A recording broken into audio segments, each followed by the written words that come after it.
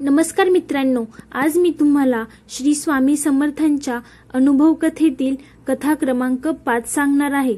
तर मित्रांनो ऐका। आम्ही दोन फॅमिली साधारण 5 वर्षापूर्वी फिरण्यासाठी म्हणून लोणावळा येथे गेलेलो। प्रवास हा रमणीय आणि छान झालेला। मुलांची कुरबुर तर असणारच।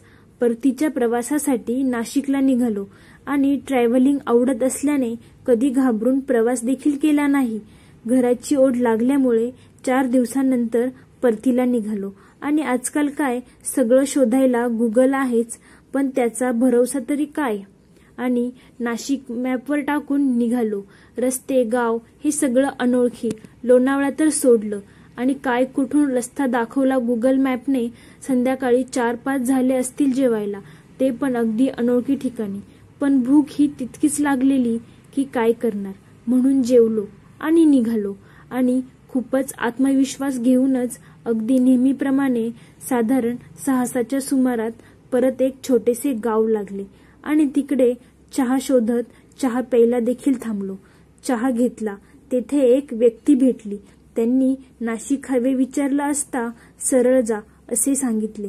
गुगल मॅप तर होतच, पण लाईव्ह अक्रॉस चेक म्हणून दाखवत होतं। त्यांनी सांगितल्याप्रमाणे आम्ही प्रवास देखील चालू केला। तेव्हा उजेड होताच, पण रस्ता अनोळखी लागला आणि अचानक वादळ, हलकासा पाऊस देखील चालू झाला। प्रवास चालूच काही अंतरावर अचानक अंधार झालेला दिसला। त्यात मुसळधार पाऊस आणि दूरपर्यंत साधारण एक दिवाही दिसत नव्हता। अगदी निर्मनुष्य आणि त्यात फक्त आमचीच गाडी।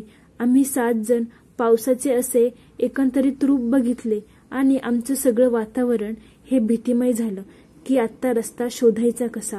मोबाईल नेटवर्कही जाम। मग तर विचार करणंही अवघड झालं। पाऊस काही थांबायचं नाव घेत नव्हता। भीतीही तितकीच दाटली की दिवसा तारे दिसावे इतकी। तसे सगळं बळ एकवटून फक्त स्वामींचा धावा। स्वामींचे नाव घेतानाही टेन्शन असे की काय होणार। यात सांगावे असे वाटते की आम्हाला पुढे रस्ता आहे की नाही हे सुद्धा माहीत नव्हते।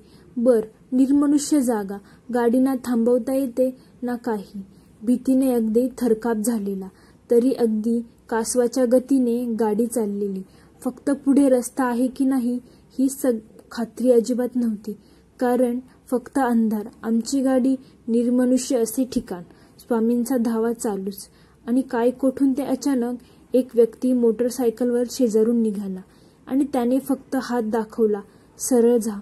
रस्ता दिसत नव्हता, जावे तरी कसे, पण तरीही सरळ म्हणून निघालोच आणि बरोबरीने त्या व्यक्तीला शोधतोय तर आहे तरी कुठे।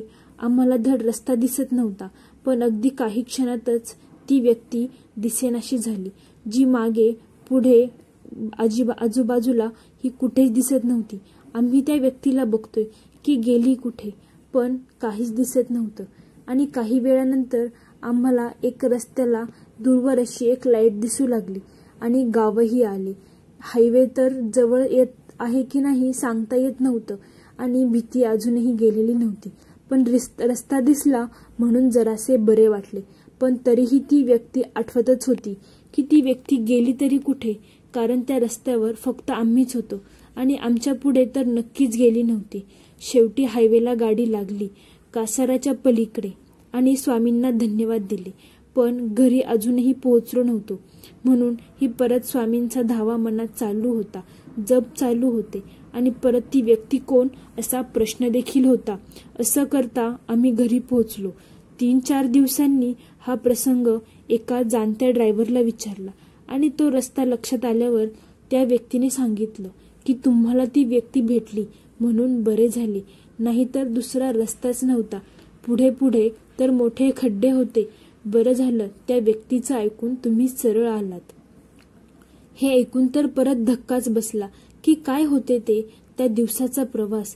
आणि परत स्वामींना खूप मोठे असे धन्यवाद दिले आणि ती व्यक्ती ही स्वामींच्या रूपात येऊन मार्ग दाखवून देखील गेली आणि स्वामी नामाचा प्रत्यय आला की त्या दिवशी स्वामी होते पाठीशी, म्हणून सुखरूप घरी पोहोचलो। अजून स्वामी सेवा म्हणजे काय हे वेगळे सांगायला नको। तर मित्रांनो, तुम्हाला हा भाग आवडला असेल आणि पुढच्या भागासाठी चॅनेलला सबस्क्राईब करा।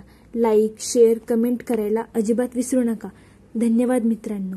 बोला श्री स्वामी समर्थ.